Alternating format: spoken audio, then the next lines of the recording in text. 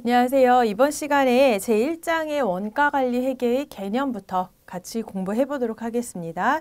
일단 여기서 1절에서 원가관리 회계의 의의와 목적이라고 나와 있는데, 원가회계라고 하면 제조기업이 제품의 원가 계산을 위한 회계, 자, 관리회계라고 하면 경영자가 경영 의사결정을 내리는데 필요한 회계 정보를 제공하는 그 내부 보고를 위한 회계, 이 정도로 구분을 하시면 될 것 같아요. 그 원가관리회계에 의해서 저희 일반적으로 상기업은 완성품인 상품을 매입해서 이를 판매하는 과정을 통해서 이익이 창출되는 반면, 제조기업은 원재료 등을 매입해서 저희 제품을 제조한 후 생산한 제품을 판매하는 과정에서 이익을 창출한다, 이렇게 되어 있습니다. 상기업이라고 하면 도소매 업체 생각을 하시면 돼요. 도소매 업체는 완성품을 구입을 해와서, 자, 상기업 구분을 하시면, 도소매 업체는 완성품을 구입을 해와요. 자, 완성품을 구입을 해와서 여기에 일정 부분 이익을 붙여서 판매를 하고 있는 거고요. 제조업체라고 하면 제조기업은 완성품을 구입을 하는 게 아니라 저희가 직접 제작을 하는 거죠. 원재료를 구입을 해와서 이 원재료를 바탕으로 팔 물건을 제작을 해서 직접 제작한 물건에 어느 정도 이익을 붙여서 판매를 하는 형식으로 이렇게 되어 있습니다. 그리고 원가회계라고 하면 원재료를 구입해서 뭔가 제작을 한다고 했잖아요. 그러면 원재료를 구입해서 요 제작하는 데까지 들어간 원가. 원가가 얼마인가, 이게 계산이 돼야 여기에 몇 퍼센트 이익을 붙여서 우리 매출액이 계산이 될 거거든요. 이 원가를 계산하기 위한 회계를 원가회계다, 이렇게 보시면 돼요. 자, 교재에 보시면 원가회계란 제품의 제조에 투입된 원가를 기록, 계산, 집계하여 제품 생산에 소요된 총 원가를 계산하는 회계 처리이다, 이렇게 나와 있습니다. 또한 경영자의 일상적인 경영 활동을 위한 계획과 통제 및 외부 보고용 재무제표를 작성하는 데 유용한 경제적 정보를 제공하는 서비스 활동을 말한다. 일단 원가가 계산이 돼야, 그죠? 원가 계산이 돼야 이익이 계산이 될 거고, 그래야 매출액이 계산이 될 거고, 회계, 재무회계에서 회계 원리에서, 이제 회계 원리에서 회사의 수익과 비용은 사실 이 매출액과 원가, 이 관계이거든요. 그랬을 때 이 원가가 계산이 돼야 손익계산서도 작성이 되고 그렇게 할 겁니다. 교재 밑에 알아두기에서 재무회계와 원가관리회계를 비교를 하고 있어요. 사실은 재무회계와 원가관리회계의 구분의 가장 큰 목적은 정보 이용자가 누구냐에 따라 저희 재무회계와 원가관리회계 이렇게 구분을 하고 있습니다. 그리고 정보 이용자가 외부에 있다. 자, 외부 정보 이용자를 위한 회계가 재무회계. 재무회계에 해당이 됐고요.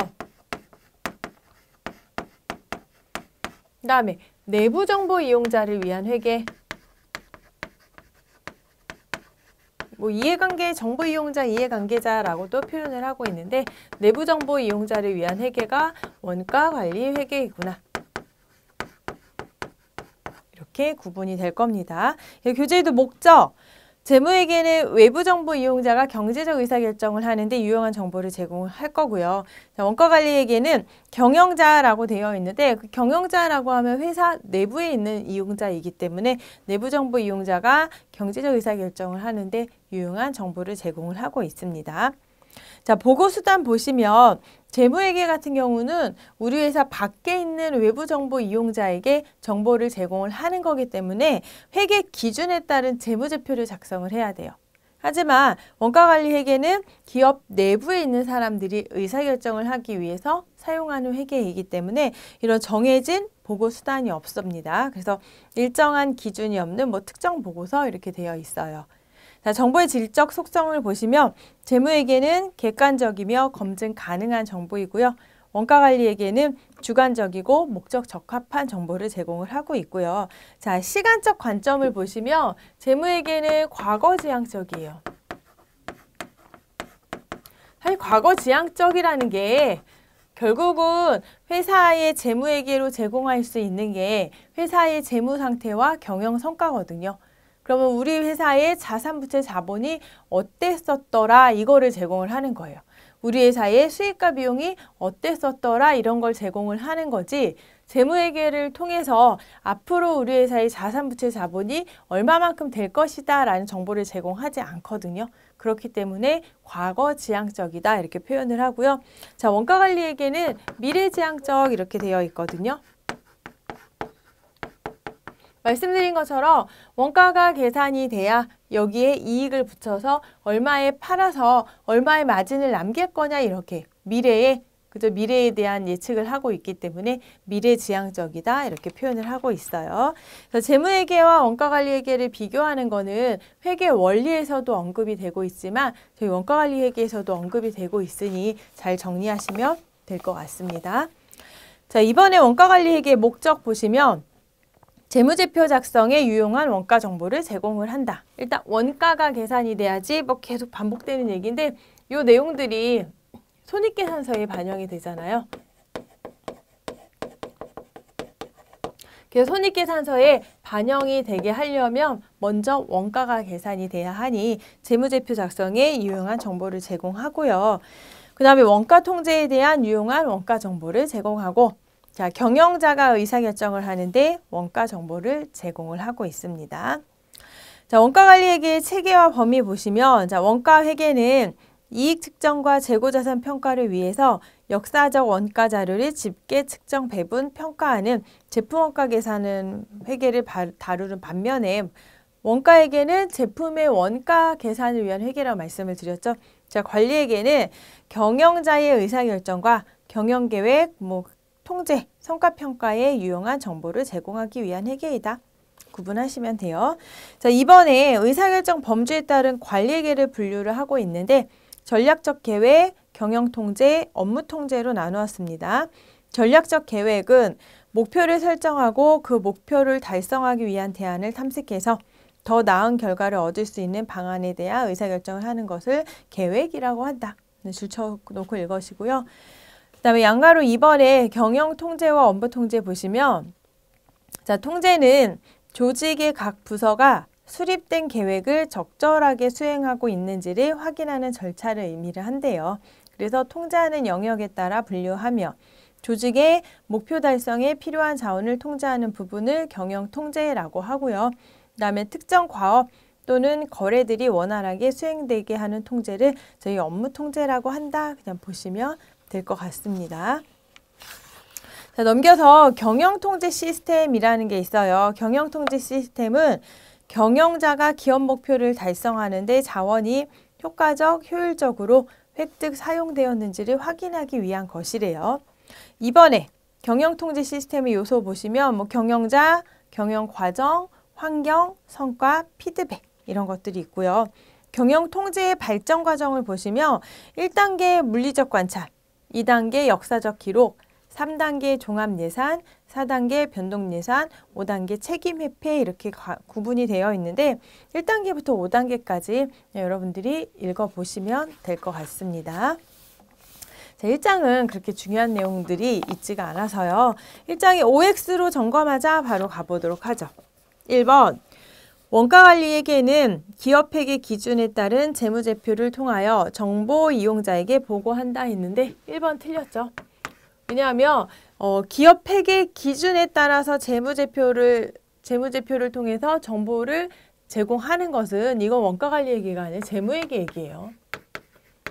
어떤 회계 기준이라고 하면 재무회계 얘기다. 이렇게 구분하시면 돼요. 2번에 원가관리회계는 미래지향적 정보를, 재무회계는 과거지향적 정보를 제공한다. 2번은 맞는 얘기죠. 3번에 표준원가, 변동원가 계산은 제품 원가 계산 측면으로 볼 수 있다 했는데 뒤에 이런 얘기가 언급이 될 거예요. 표준원가가 뭐고 변동원가가 뭐고 그래서 제가 앞에를 굳이 자세하게 설명을 안 드렸는데 이거는 제품 원가 계산 측면이라기보다도 관리적 측면으로 생각하시면 될 것 같아요. 그냥 그렇구나 하고 일단 지금은 넘어가세요. 4번에 경영통제 시스템은 경영자가 기업 목표를 달성하는데 자원이 효과적으로 사용되었는지를 확인하기 위한 것이다. 4번도 맞는 얘기죠. 자, 5번. 경영자는 상급자와 하급자로 구분되는데 하급자는 상급자의 업무를 감독한다. 이건 상식적으로 아니죠. 업무의 감독은 상급자가 하급자를 감독을 하는 거지, 즉 하급자가 상급자를 감독하는 역할을 하는 건 아닙니다. 자, 6번에 환경 중에 통제 불가능 요소로는 정치적 변동, 경제적 변화, 경쟁 기업의 반응 등이 있다. 맞는 얘기래요. 그냥 읽어보세요. 7번에 경영통제 발전 과정 중 제5단계 책임 회계는 책임 중심점별로 책임을 부여하여 업무를 수행하게 하고 이 책임에 따라 성과를 분석 평가함으로써 기업의 목표를 달성하고자 하는 회계이다. 자, 7번도 맞는 얘기니까 읽어보시면 될 것 같습니다. 자, 1장을 일단 이렇게 간단하게 마무리 짓고요. 이제 2장부터 좀 본격적으로 준비를 하셔야 될 것 같아요. 자, 2장에 원가의 개념과 분류 나와 있고요. 첫 번째, 원가의 개념. 원가란 재화나 서비스의 생산을 달성하기 위해 희생되었거나 희생되었으리라고 예상되는 재화 등의 경제적 자원을 화폐적 단위로 측정한 것을 말한다. 자, 그 밑에 좀 진한 글씨 보시면 원가 금액 중 단기의 수익 획득 과정에서 소멸된 부분은 비용으로, 소멸되지 않고 남아있는 부분은 자산으로 계산된다. 자, 이게 무슨 얘기냐면, 자, 제조기업이 저희 제품을 만들려면요, 돈이 들어갈 거 아니에요. 어떤 제품을 만들기 위해서는 원재료 값도 들어갈 거고 기타 등등 돈이 들어가는데 이때 투하된 돈을 저희는 원가라고 표현을 하고 있어요. 이제 구분을 하실 게 뭐냐면 보통 원가랑 비용을 섞어서 많이 얘기하는 경우가 있죠. 하지만 이제 회계를 배웠기 때문에 저희는 앞으로 원가라는 개념과 비용이라는 개념을 좀 구분을 하셔야 될 것 같아요. 자, 제품을 만드는데 투하된 것을 보통 제품 원가라고 표현을 하고 있고요. 이 만들어진 제품이 사실은 둘 중에 하나겠죠. 갖다 판매되거나 미판매되거나 딱 둘 중에 하나예요. 미판매됐다고 하면 창고에 쌓여 있겠죠. 그게 미판매된 걸로 생각하시면 될 것 같아요. 그러면 제품이 판매되면 이 금액이 어디로 갈 거냐면 매출 원가로 처리가 될 거예요. 이 매출 원가가 비용에 해당이 될 겁니다. 그럼 미판매된 거는 재고 자산에 쌓이겠죠. 얘는 자산으로 처리가 될 거예요. 그래서 실제로 제품을 만드는데 투하된 원가가 여기 교재 나온 대로 수익 획득 과정에서 소멸됐다고 이렇게 표현을 한 거예요. 수익 획득 과정에 얘가 판매되는 거죠. 매출이라는 수익을 획득하기 위해서 소멸됐다고 하면 얘는 비용으로 처리가 될 거고요. 수익 획득 과정에서 소멸되지 않고 남아있다. 미소멸됐다고 보시면 되거든요. 미소멸되면 재고자산으로 쌓여서 회사의 자산으로 남아있을 겁니다. 그러니까 원가하고 비용은 다른 개념이죠. 잘 정리를 하셔야 돼요. 자, 그 다음에 원가의 분류를 하고 있습니다. 원가를 제일 처음에 요소에 따른 분류, 추적 가능성에 따른 분류해서 어마어마하게 중요한 부분이에요. 원가의 분류. 그러니까 여러분들이 이거 수업 끝나면 복습하실 거잖아요. 복습하실 때 1장보다는 2장에 집중해서 복습을 하셔야 되고요. 원가의 분류는 좀 확실하게 구분을 하셔야 될 것 같아요. 자, 첫 번째 원가의 분류.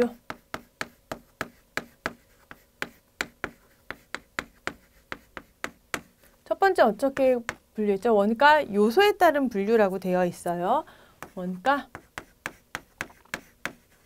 요소에 따른 분류에서 2개, 3개.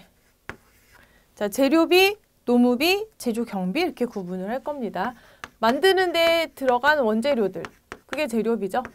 인건비, 그게 노무비고요. 그러니까 재료비하고 노무비 이외에 나머지를 다 제조 원가로 보시면 돼요. 제조 경비. 그래서 이거를 재료원가, 노무원가, 뭐 제조원가 이렇게도 표현을 하고요. 재료비, 노무비, 뭐 제조 경비 이렇게도 표현을 하고 있습니다. 자, 재료비 보시면 제품 생산을 위해 소비된 주요 재료비들, 그다음에 노무비는 인건비. 그죠? 제품을 만드는 데 인력이 투하가 될 거고 그 인력에 지급하는 인건비가 노무비에 해당이 될 겁니다. 그다음에 제조 경비는 그 나머지 이외의 것들을 저희 제조 경비, 제조 원가라고도 얘기를 해요. 그다음에 두 번째 어떻게 구분을 할 거냐면 추적 가능성에 따른 분류 이렇게 되어 있거든요. 추적 가능성. 자, 여기에서 추적 가능하다, 추적 가능하지 않다라는 걸 먼저 생각을 해보셔야 될 것 같아요. 저희가 일반 제조기업이라기보다도 식당도 제조를 하잖아요. 음식을 만드는데 저희 식당은 삼계탕도 만들고요. 삼계탕도 만들어서 팔고 그다음에 뭐 생태찌개도 만들어서 판대요. 자, 생태찌개도 만들어서 파는데 삼계탕에는 한 그릇당 닭이 한 마리가 들어갈 거고요. 생태찌개도 마찬가지로 한 그릇을 파는데 생태가 한 마리가 들어갈 겁니다. 자, 그런데 이제 삼계탕이든 생태찌개든 만들다 보면은 여기 둘이 마늘도 들어갈 거고 뭐 양파도 들어갈 거고 그다음에 파, 뭐 기타 조미료, 뭐 소금 등등등등등 이렇게 들어간다고 했을 때 삼계탕을 10그릇을 팔았어요. 그러면 닭이 몇 마리가 나갔죠? 닭은 10마리가 나갔어요. 자, 생태찌개를 5그릇을 팔았대요. 그 생태는 몇 마리가 나갔죠? 5마리가 나갔죠. 그 삼계탕 10그릇 팔았을 때 닭 10마리에 대한 원가 계산이 가능하죠. 생태찌개 5그릇 팔았을 때 생태 5마리에 대한 원가가 가능할 거예요. 그런 원가, 그러니까 직접적으로 1대1로 저희 대응할 수 있는 원가를 추적 가능한 원가다 이렇게 표현을 하고요. 그 대신 지금 총 얘 10그릇, 얘 5그릇 팔았거든요. 근데 마늘, 양파, 뭐 기타 조미료가 들어갔는데 정확하게 10그릇 만드는데 마늘이 얼마가 투하가 됐다. 물론 난 이거 다 계산할 수 있어 이렇게 얘기하시면 제가 할 말이 없는데 마늘을 막 다 빻아놓고요. 정확하게 이게 마늘이 몇 개, 또 생태찌개에 마늘이 몇 개 들어갔는지 닭이나 생태처럼 구분하기는 힘들다는 거죠. 그런 것들을 저희는 추적 불가능하다 이렇게 표현을 하고 있습니다. 이제 추적 가능한 것과 추적 불가능한 거에 대한 구분을 하셨죠. 그럼 추적이 가능한 원가를 저희는 직접비라고 표현을 해요. 자, 추적 가능성에 따라 추적이 가능한 원가를 직접비, 또 직접 원가라고 얘기를 하고요. 그 다음에 추적이 불가능한 이거를 간접비,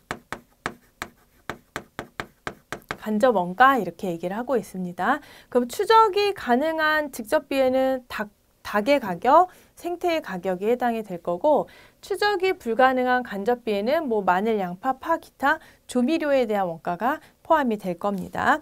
자, 교재로 오셔서 자, 직접비는 원가 소비액을 개별 제품별로 직접 추적이 가능한 원가를 저희는 직접비 또는 직접 원가라고 얘기를 하고요. 그다음에 간접비, 간접 원가는 원가가 여러 제품에 공통적으로 발생돼서 원가 소비액을 개별적으로 추적할 수 없는 원가를 저희는 간접비, 간접 원가라고 얘기를 합니다.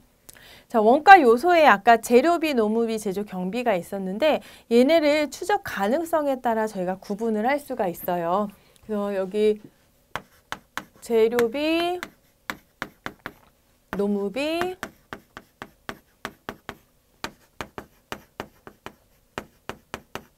제조 경비를 이렇게 구분을 하는데 추적이 가능한 원가가 있을 거고요. 추적이 불가능한 원가가 있거든요. 그러면 추적이 가능한 원가를 저희 직접비, 추적이 불가능한 것을 간접비 이렇게 말씀을 드렸으니까 추적이 가능한 재료비를 이제 앞으로 직접 재료비 또는 직접 재료 원가 이렇게 표현을 할 거고요. 자, 추적이 불가능한 재료비를 간접 재료비, 이렇게 구분을 할 겁니다. 재료비도 마찬가지겠죠. 제품을 만드는데 어떤 제품에 얼마가 들어가는지가 정확한지, 그죠? 정확하지 않은지 이렇게 구분할 수가 있을 겁니다.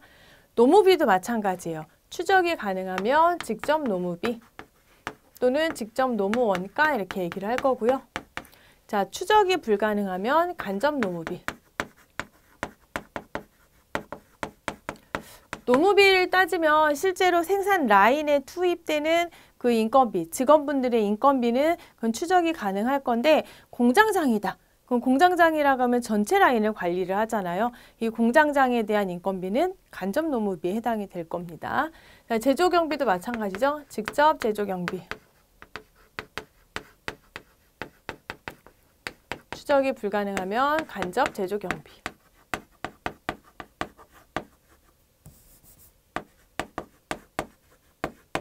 그럼 경비가 그죠? 총 6개로 구분이 되는 거죠. 원가 관련된 경비들이 6개로 구분이 되는데 이렇게 구분을 해서 원가 계산을 하다 보면 너무 복잡해져요. 그래서 원가 관리 얘기에서는 어떻게 구분을 하냐면요. 직접 재료비 하나를 구분을 할 거고 나머지 직접 노무비 또 하나 구분을 할 거고요. 얘네를 다 더할 거예요. 다 더해서 제조 간접비라고 얘기를 합니다. 그래서 원가의 3요소, 그죠? 원가의 3요소다 하면 직접 재료비, 직접 노무비, 제조 간접비. 이렇게 구분해서 원가 계산을 하도록 하고 있어요. 그래서 이 얘기가 계속 반복이 될 거예요. 직접 재료비, 직접 노무비, 제조 간접비. 자, 그럼 제조 간접비에는 직접 제조 경비도 포함이 되어 있지만 간접 재료비, 간접 노무비, 간접 제조 경비 이것도 다 포함이 되어 있기 때문에 원가의 3요소다. 그럼 뭐 직접비만 포함된다. 잘못됐다는 얘기죠. 직접비가 아니라 간접비도 포함을 하고 있습니다. 그러니까 이 원가의 3요소 정확하게 기억을 하셔야 될 것 같아요. 자, 그 다음에 구분한 게 원가 행태에 따라서 구분을 했어요. 세 번째. 원가 행태. 자, 이 행태라고 하면 원가의 움직이는 모양으로 생각을 하시면 될 것 같은데, 자, 조업도에 대한 개념이 나와 있습니다. 일단 알아두기에 조업도란 기업이 보유하고 있는 시설 능력의 활용 정도를 의미하는 것으로 생산량의 증가 혹은 감소가 원가의 변화를 초래하는 것, 그걸 조업도라고 얘기를 하는데요. 조금 쉽게 생각을 하셔서요. 자, 조업도를 저희들 일단 생산량으로 픽스를 할 겁니다. 그러면 원가가요, 생산량의 움직이는 모양에 따라 같이 움직일 수도 있고요.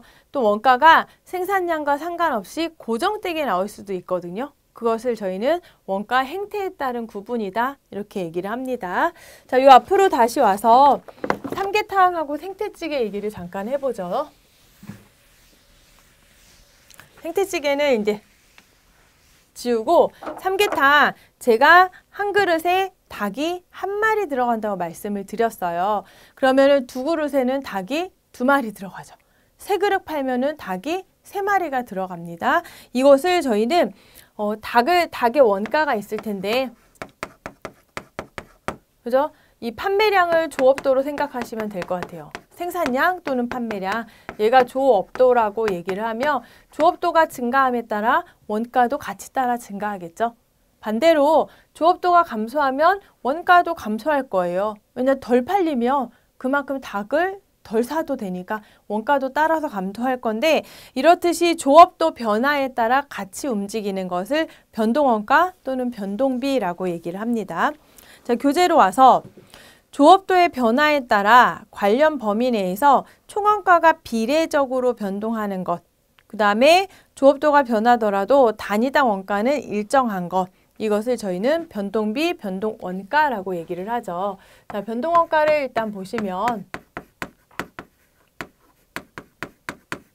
그래프로 봤을 때 이쪽이 조업도예요. 판매량 생각하시면 되고 여기가 원가죠.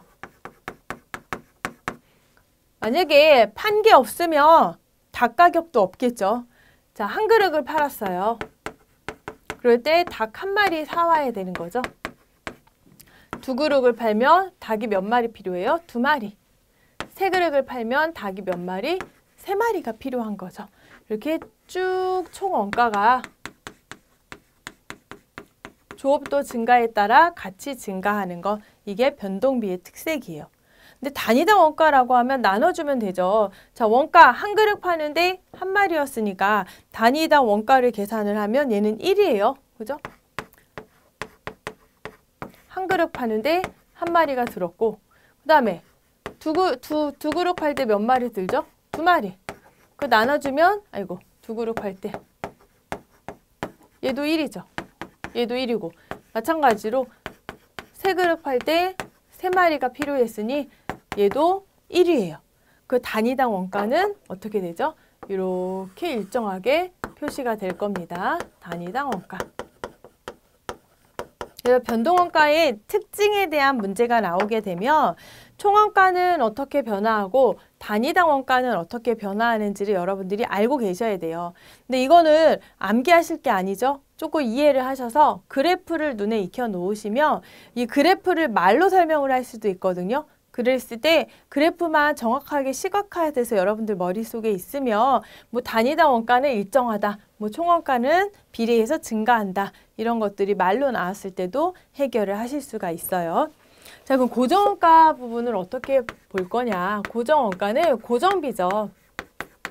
월세 생각하시면 될 것 같아요. 쉽게.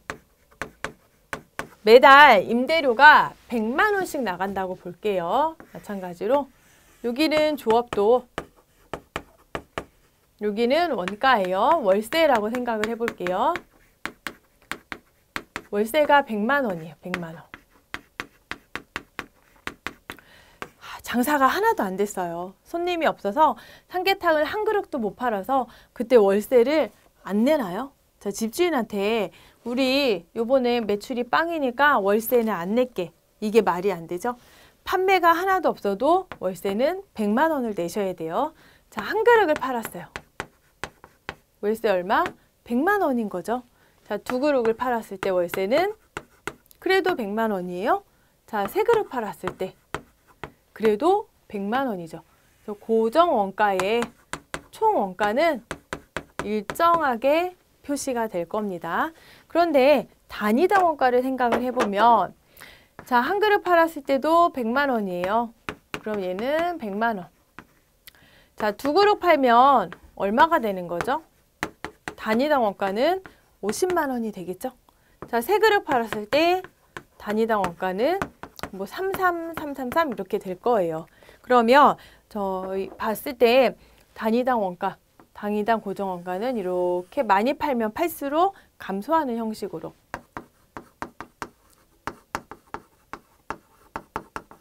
그래프가 이렇게 나타날 겁니다. 그래서 고정 원가라고 하면은 교재에 보시면 조업도가 변화해도 관련 범위 내에서 총원가가 변하지 않고, 조업도가 변화해도 총원가는 일정을 하고요. 조업도가 증가하게 되면 단위당 원가는 점차 감소한다. 이거 다르게 얘기하면은요, 조업도가 증가하면 단위당 원가는 감소하잖아요. 근데 조업도가 감소하게 되면 단위당 원가는 증가하게 나타날 겁니다. 그러니까 말을 거꾸로 표현해도 여러분들이 맞히실 수 있으려면 일단 그래프를 정확하게 확실히 익히고 계셔야 돼요. 교재에 알아두기에 박스로 정리되어 있는데 잘 읽어보시면 되고, 세 번째 준변동원가라고 나와 있어요. 변동원가, 고정원가 이제 설명을 드렸고, 준변동원가, 준변동비라고도 얘기를 하고요. 그리고 뭐라고 되어 있냐면 혼합원가라고 되어 있어요. 자, 혼합원가의 개념은 뭐냐면 기본요금 플러스 알파 정도로 생각하시면 돼요. 기본요금이 있다는 건 뭐냐면 사용량이 하나도 없다고 하더라도 요금을 내야 되는 거죠. 뭐 핸드폰 요금 그런 거 생각을 하셔도 될 것 같아요. 그러면 이거 마찬가지로 조업도가 있고 원가가 있을 때요. 기본요금이라는 게 있으니까 얘가 기본요금이에요. 조업도가 0이어도 저희는 기본요금은 납부를 해야 되는 거고요. 자, 조업도가 증가하겠다면 쭉 같이 증가하는 거. 이게 준변동 원가라고 생각을 하시면 될 것 같아요. 그럼 혼합원가 이렇게 구분이 되어 있는데 준변동 원가는 결국은 요만큼은 고정원가의 성격이 있는 거고요. 요만큼은 변동원가의 성격이 있는 거죠. 기본 요금이 고정이고 플러스 알파가 변동이 될 겁니다. 그래서 기본 요금 얘기 나오면 이거는 준변동 원가구나. 여러분들이 기억하시면 될 것 같아요. 자, 그다음에 준고정원가 있는데 계단식 원가라고도 얘기를 하거든요. 그러니까 계단식까지 기억해 두시면 좋을 것 같아요.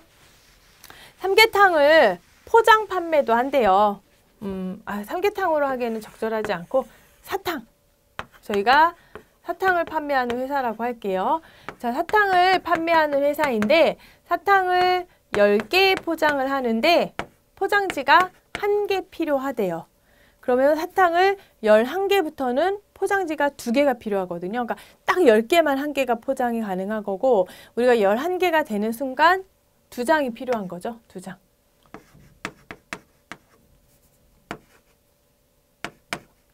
그러면 20개까지는 2장으로 처리가 될 겁니다. 자, 그럼 30개까지는 어떻게 해야 되죠? 얘는 3장이 필요한 거죠. 그래서 그래프 자체가 이렇게 계단식으로 표현이 되는 거 저희 준고정비 계단 원가라고도 얘기를 해요. 교재에 쭉 설명이 되어 있는데 제가 이렇게 사탕 예로 들은 거니까 일단 변동비, 고정비, 준변동비, 그 다음에 준고정비 요 4가지 내용 원가 행태에 따른 분류였거든요. 어떻게 변하는지 잘 기억을 해주시고 그래프 자체를 정확하게 숙지하셔야 될 것 같습니다. 자, 그 다음에 의사결정 관련된 분류 나와 있는데 일단 이번 시간은 여기까지 설명을 드리고요. 너무너무 중요한 내용들이 나왔으니까 반드시 복습하시고 다음 시간에 뵙도록 하겠습니다. 수고하셨습니다.